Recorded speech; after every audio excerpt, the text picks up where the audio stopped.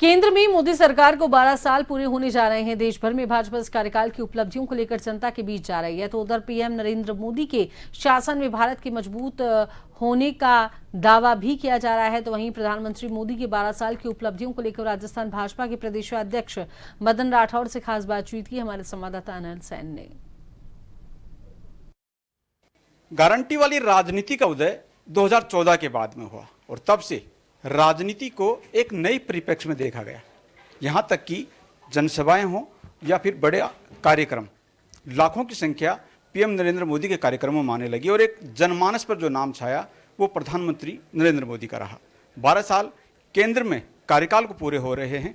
किस तरह से देखते हैं, इसको लेकर चर्चा करेंगे। हमारे साथ में राजस्थान भाजपा के प्रदेश अध्यक्ष मदन राठौड़ जी हैं। मदन जी, गारंटी वाली राजनीति जो एंट्री हुई थी वो 2014 के बाद में हुई थी। आज हर कार्यकर्ता अगर मोदी जी कुछ बोलते हैं तो वो कहते हैं कि ये गारंटी है। ये बात बिल्कुल सही है। मोदी जी ने जो कहा वो करके दिखाया। मोदी जी ने कहा कि मैं इस देश को विकसित राष्ट्र बनाना चाहता हूँ, तो उस दिशा में बहुत आगे बढ़ा दिया देश को, बहुत मजबूती प्रदान करी। और जो उन्होंने कहा कि 2047 तक हमारा देश विकसित भारत होगा, तो उस दिशा में बहुत आगे बढ़ गए। देखिए, चाहे बिजली का मामला हो तो हिंदुस्तान की सारी ब्रॉड गेज ट्रेनें इलेक्ट्रीफाइड है। 100% इलेक्ट्रिफिकेशन कर दिया उन्होंने, बहुत बड़ी बात है। रेलों का विस्तार किया, कई ट्रेनें डबल ट्रैक की कर दी, कई प्लेटफॉर्म्स आधुनिक तरीके के प्लेटफॉर्म्स बना दिए। आधुनिक, अति आधुनिक कह सकते हैं। स्वच्छता का वातावरण देखिए, पहले खिड़की में से बाहर नहीं देख सकते थे कोई, गंदगी का आलम था, लोग रोड पर शौच किया करते थे। आज वो स्थिति नहीं है, सम्मानजनक व्यवहार है। रेलों में भी साफ सफाई, प्लेटफॉर्म साफ सुथरे। यही नहीं, पानी के मामले में भी देखिए कि सरदार सरोवर को ऊंचा उठाने की मांग मोदी जी शुरू से करते रहे, लेकिन लटकाए रखा। लेकिन मोदी जी ने सरदार सरोवर डैम को भी ऊंचा किया, पानी की नहरें बढ़ाने का काम किया। हमारे राजस्थान को भी उन्होंने नर्मदा का पानी सांचौर के सिल्लू पॉइंट तक पहुंचाने का काम किया, उसमें भी मोदी जी ने ही दी। नहरों का सुदृढ़ीकरण, किसान सम्मान निधि, किसान को मजबूती देना, मृदा परीक्षण करने का काम, ज़मीन के अंदर से जांच करके, मिट्टी की जांच करके किसान को ये सलाह देना कि कैसी पौध, क्या फसल फलदार फूलदार कैसे करना चाहिए, वो देने का काम किया। हमारे श्री अन्न, ये मोदी जी की देन है। यानी बाजरा, ज्वार, जौ, इसको भी ये एक श्री अन्न के रूप में उपयोग में लिया जाना चाहिए। दुनिया में दिया। यही नहीं, स्वास्थ्य के लिए दुनिया को योग दिया। आज दुनिया के विश्व योग दिवस आ रहा है। हम सबको पता है कि पूरी दुनिया के कितने देश उसको मनाते हैं। इससे कोई मोदी जी स्वस्थ होने वाले नहीं हैं। जो योग करता है वो खुद व्यक्ति स्वस्थ होगा। इसके ये इनोवेशन की बातें हैं। वैश्विक संकट की बात हो, कोरोना में भी देखा मैनेजमेंट बेहतर तरीके से संभाला मुझे।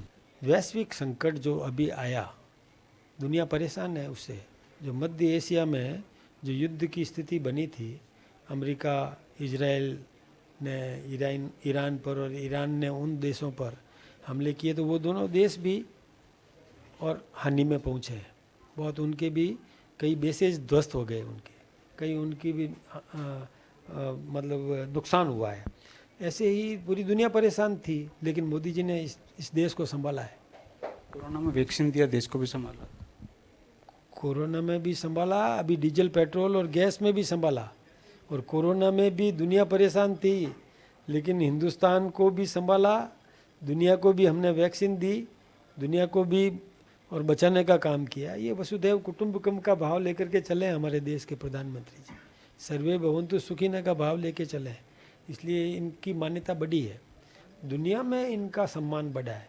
दुनिया के कई देशों ने अपने देश का सर्वोच्च सम्मान हमारे देश के प्रधानमंत्री जी को दिया है।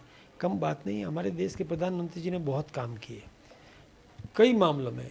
एयर कनेक्टिविटी बढ़ाने का काम किया, इंडस्ट्रीज़ हमारे देश में बढ़ी है।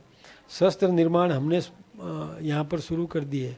ऐसे ऐसे शस्त्र जिसका फ्रांस भी मांग कर रहा है।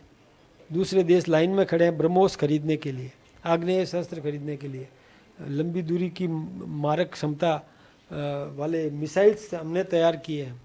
यही नहीं, वैज्ञानिक इतनी मजबूती से आगे बढ़ा है विज्ञान का क्षेत्र कि चंद्रमा पर झंडा गाड़ने में, तिरंगा गाड़ने में भी हमारे देश के प्रधानमंत्री जी ने सफलता हासिल की है। कहीं पीछे नहीं है, किसी भी मामले में पीछे नहीं है। लेकिन विपक्ष तो नोटबंदी और जीएसटी को भी आप भी सवाल उठा रहे हैं और केंद्र को घेरते हैं। नोटबंदी जो की थी वो बहुत ज़रूरी थी, क्योंकि फेक करेंसी पाकिस्तान के माध्यम से, बांग्लादेश के माध्यम से, अन्य सोर्सेस से आ रही थी। और ये फेक करेंसी कहाँ से पैदा हुई, सुनना चाहोगे तो धुरंधर फिल्म देख लो। उसमें बताएंगे कि किस समय, कैसे उस समय कांग्रेस के समय के वित्त मंत्री ने नोट छापने की मशीन का ठेका अमेरिका की उस कंपनी को दिया जो पाकिस्तान के लिए नोट छापने की मशीन बना रहा था। देना चाहिए था क्या? गलत दिया। और फिर वो मशीन जब लेके आ रहा था तो दुबई में इमरजेंसी लैंडिंग क्यों करा दी? किस लिए करा थी? कोई बम था क्या उस जहाज के अंदर? कुछ भी नहीं था। तो उस बात को हमारे देश के प्रधानमंत्री जी ने पकड़ लिया, समझ गए वो कि ये सारा षड्यंत्र था फेक करेंसी का। तो उसके लिए नोटबंदी जरूरी थी। ये दर्द किसको है? किसको दर्द है? हमारे देश की जनता ने तो स्वीकार किया इसको, लेकिन दर्द है उनके जिनके मंसूबे फेल हो गए। 2047 विकसित भारत, इसको भी गारंटी के तौर पर लिया जाए? निश्चित रूप से 2047 हमारे देश के आज़ादी के 100 वर्ष पूरे होंगे, विकसित भारत बनेगा। और मोदी जी ने कहा है तो गारंटी पूरी करेंगे, विकसित भारत बनाएंगे। बिल्कुल, प्रदेश अध्यक्ष मदन राठौड़ जी थे। और गारंटी की जहाँ तक बात है, मोदी जी ने अगर 2047 पर विकसित भारत की बात कही है तो उसका इंतजार पूरे देशवासियों को भी है। सहयोगी सुशील यादव के साथ अनिल सेन, जन टीवी जयपुर।